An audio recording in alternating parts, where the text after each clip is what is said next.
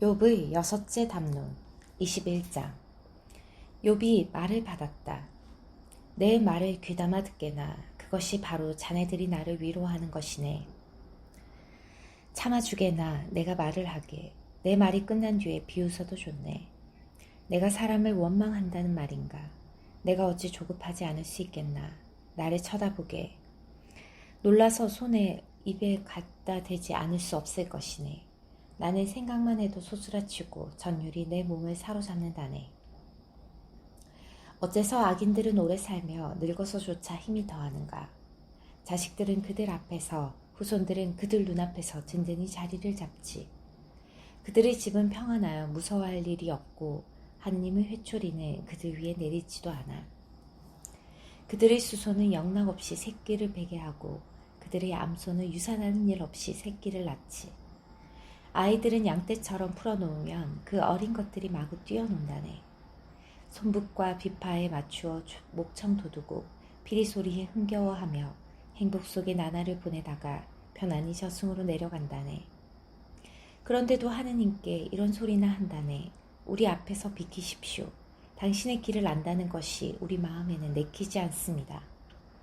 전능하신 분이 무엇이기에 우리가 그를 섬기며 무슨 이득이 있다고 그에게 매달리리요. 그렇지만 그들의 행운은 그들 손에 달려있는 게 아니지. 악인들의 뜻은 나와는 거리가 멀다네. 악인들의 등불이 얼마나 자주 꺼지던가. 바다 마땅한 파멸이 얼마나 자주 그들을 덮치던가. 그분께서 진노하시어 고통을 내리시던가. 그들이 바람 앞의 건불과 같고 폭풍이 휩쓸어가는 지푸라기와 같은 적이 있는가. 하느님께서는 그를 위한 재난을 그 자식들에게 내리려 간직하신다 하네만 그가 깨닫도록 직접 그에게 갚으셔야지. 그의 눈이 자기의 멸망을 보고 그 자신이 전능하신 분의 분노를 마셔야지.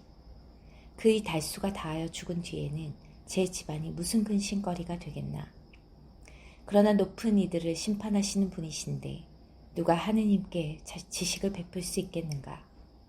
어떤 이는 혈기 넘치는 가운데 무척이나 평안하고 만족스럽게 죽어가지. 옆구리는 국기름으로 가득하고 뼈골은 아직도 싱싱한 채 마릴세. 그러나 어떤 이는 영혼의 쓰라림 속에 죽어가지. 행복을 맛보지도 못한 채 마릴세. 그러면서도 둘 다 먼지 위에 드러누우면 구더기들이 그들을 덮어버리지. 그래, 나는 자네들의 생각을 알고 있네. 나를 해치려 꾸미는 그 속셈을 말일세. 자네들은 귀족의 집이 어디 있나, 악인들이 살던 천막이 어디 있나 하네만 길손들에게 물어보지 않았나. 그들의 증언을 자네들도 부인하지는 못할 것세. 악하는 멸망의 날에 제외되고 진노의 날에 구제됨을 누가 눈앞에서 그의 행적을 밝혀내고 누가 그가 행한 것을 되갚으리요. 그가 묘지로 들려가면 묘지기가 그 무덤을 보살피고 계곡의 흙더미는 그를 부드럽게 덮어주지. 모든 사람이 그의 뒤를 따르고 그를 앞서간 자들도 무수하다네. 그런데도 어떻게 자네들은 나를 헛되이 위로하려 하는가. 자네들의 대답에는 배신밖에 남아있지 않네. 22장. 엘리파즈의 셋째 담론. 테만 사람 엘리파즈가 말을 받았다. 사람이 하느님께 유익할 수 있는가? 아니지. 슬기로운 자도 자신에게만 유익하다네. 자네가 의롭다 하여 전능하신 분께 무슨 낙이 되며 자네가 흠없는 길을 걷는다 하여 그분께 무슨 득이 되겠나. 하느님께서 자네의 경외심 때문에 자네를 꾸짖으시겠나. 자네와 함께 법정으로 가시겠나. 자네의 악이 크지 않은가. 자네의 죄악에 끝이 없지 않은가. 자네가 까닭없이 형제들에게 담보를 강요하고 헐벗은 이들의 옷을 벗겼기 때문일세. 자네는 목마른 이에게 물을 주지 않았고 배고픈 이에게 먹을 것을 거절하였네. 세상은 주먹이 센 자에게 속하고 특권을 누리는 자가 차지하지. 자네는 과부들을 빈손으로 내쫓고 고아들의 팔을 부러뜨렸네. 그래서 그물이 자네 주위를 둘러치고 공포가 갑자기 자네를 소스라치게 한다네. 자네는 어둠을 보지 못하는가. 자네를 뒤덮으려는 저 큰 물을. 하느님께서는 하늘 높은 곳에 계시지 않나. 별들의 끝을 보게 얼마나 높은지. 그런데 자네는 이렇게 말하는군. 하느님께서 무얼 아시리요? 먹구름을 꿰뚫어 심판하시겠는가? 구름이 그분을 덮어서 보지 못하시는 채 하늘가를 돌아다니실 뿐이라네. 자네는 그 옛길을 따라가려는가? 사악한 인간들이 걸어간 그 길을 때가 되기도 전에 잡아채이고 흩어져니 강물에 휩쓸린 그들 말일세. 그들은 하느님께 우리 앞에서 비키십시오. 전능하신 분이라고 우리에게 무얼 할 수 있으리요 하였지만 그들의 집을 좋은 것으로 채워주신 분은 바로 그분이시지.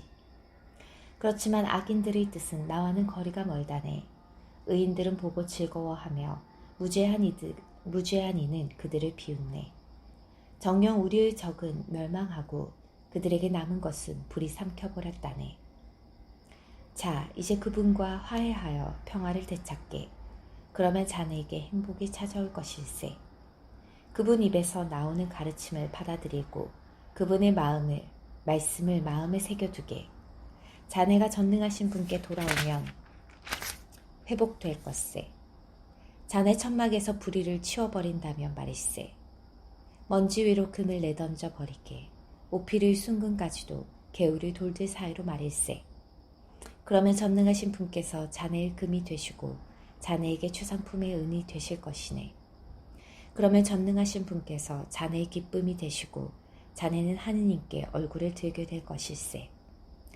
자네가 그분께 기도하면 들어주셔서 자네의 서원들을 세우게 될 걸세. 자네가 이를 결정하면 이루어지고 자네의 길에 광명이 비칠 것이네. 사람들이 내리눌리면 자네는 일어서게 하고 그분께서는 기가 꺾인 이들을 구해주신다네. 그분께서는 무죄하지 않은 이도 구원하시리니 자네 손의 결백함 덕분에 그는 구원될 것이네.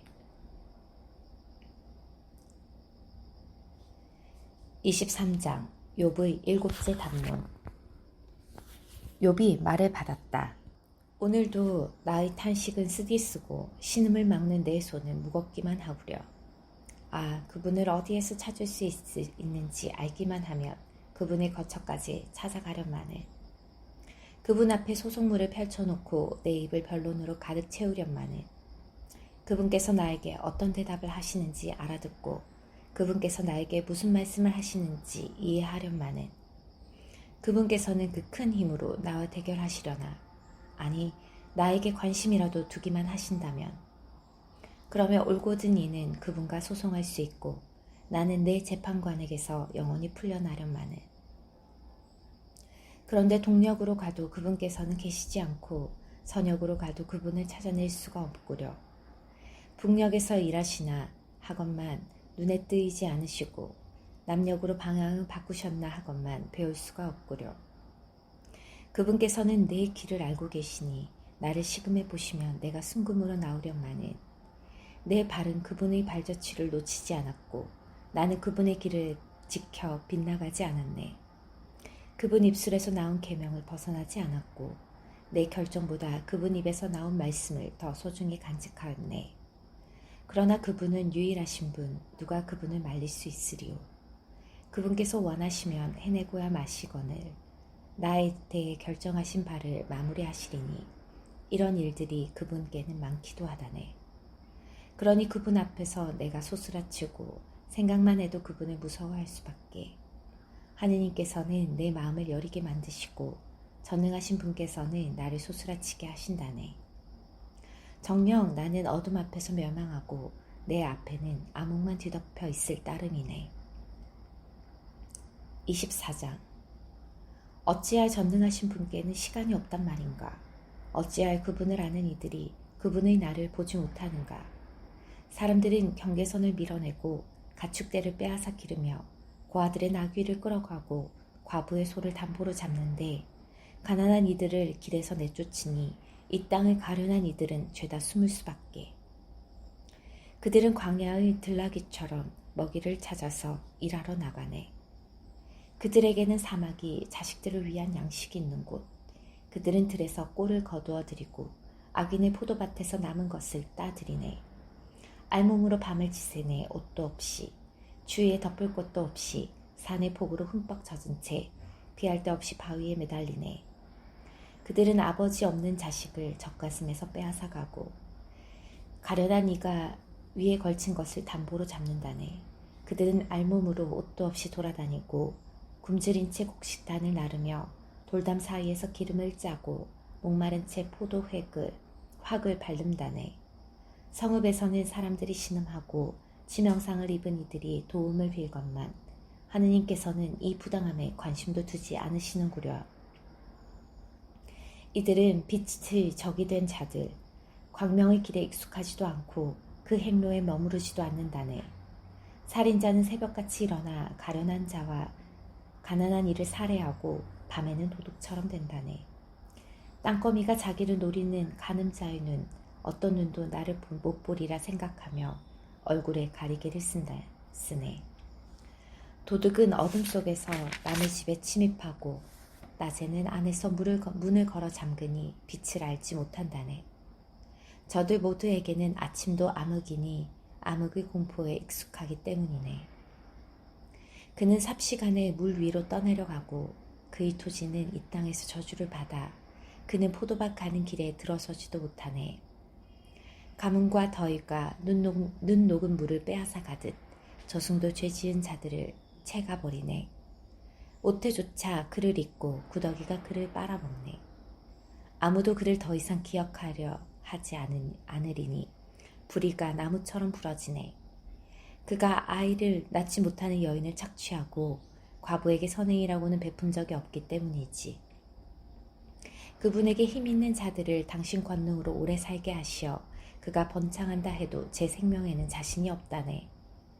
그를 편안하게 하시어 그가 힘을 얻고 그분의 눈이 그의 길을 살피시어 이런 자들이 높아진다 해도 조금 뒤에는 이미 없어지고 땅에 떨어져 풀처럼 오그라들며 이삭 끝처럼 메말라가네.